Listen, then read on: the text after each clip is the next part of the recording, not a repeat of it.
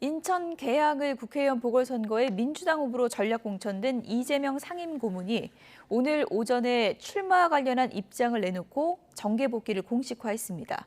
국민의힘 공천관리위원회는 조금 전 회의에서 안철수 인수위원장이 출마 의사를 밝힌 분당갑 등에서 후보를 추가로 공모하기로 했습니다. 취재기자 연결돼 있습니다. 김승환 기자.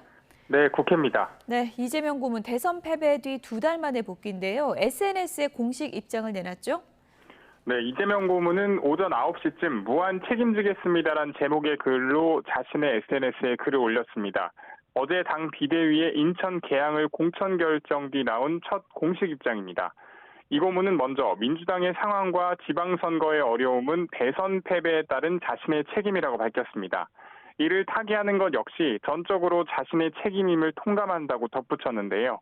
그러면서 국민의 집단지성을 믿고 민심의 바다에 자신을 던지겠다고 강조했습니다. 또 힘겨운 선거에 나선 민주당 후보들과 함께 혼신의 힘을 다해 이기겠다고 말했습니다. 이에 대해 경기지사와 서울시장 선거에 각각 도전하는 김동연, 송영길 후보는 환영의 뜻을 나타냈습니다.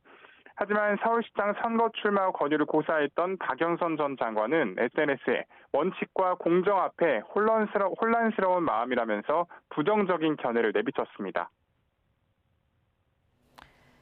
네, 선거를 앞두고 국민의힘의 움직임도 바쁠 것 같은데요. 오늘 공천관리위원회 회의가 있었다고 하던데 어떤 내용이 논의됐습니까? 네, 윤상현 공관위원장은 조금 전 국회에서 회의 뒤 취재진과 만나 성남 분당갑과 인천 계양을 지역에 대해 모레 추가 공모를 받기로 했다고 밝혔습니다. 최대 관심사는 안철수 인수위원장을 분당갑에 전략 공천할지였는데 오늘 결론을 내진 않은 겁니다. 국민의힘은 일단 추가로 후보를 공모한 뒤 오는 10일 면접을 거쳐 전략 공천 여부를 결정하기로 했습니다.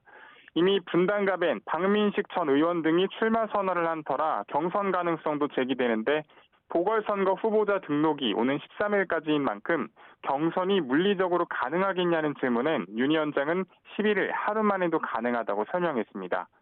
이와 함께 민주당에서 이재명 후보 출마가 확정된 인천 계양을에 대해서도 내부적으로 여러 논의가 오고 가고 있다면서 추가 공모에 따라 공천 방향이 달라질 수 있다고 설명했습니다.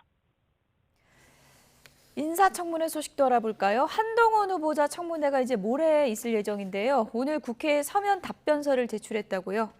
네, 어젯밤 더불어민주당 박주민 의원이 한 후보자가 서면 질의 답변서를 내지 않았다면서 명백한 인사청문회법 위반이라고 비판했는데요. 한 후보자는 오늘 국회에 답변서를 냈습니다.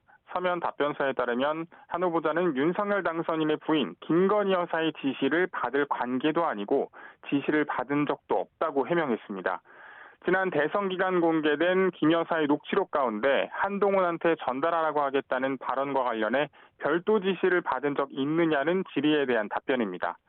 한 후보자는 자녀 신상에 대한 질문은 사생활의 비밀과 자유를 침해할 우려가 있다면서 답변을 하지 않았지만 각종 의혹에 대해선 조목조목 반박했습니다. 한동훈 후보자에 대한 인사청문회는 모레, 그러니까 9일로 예정되어 있는데요.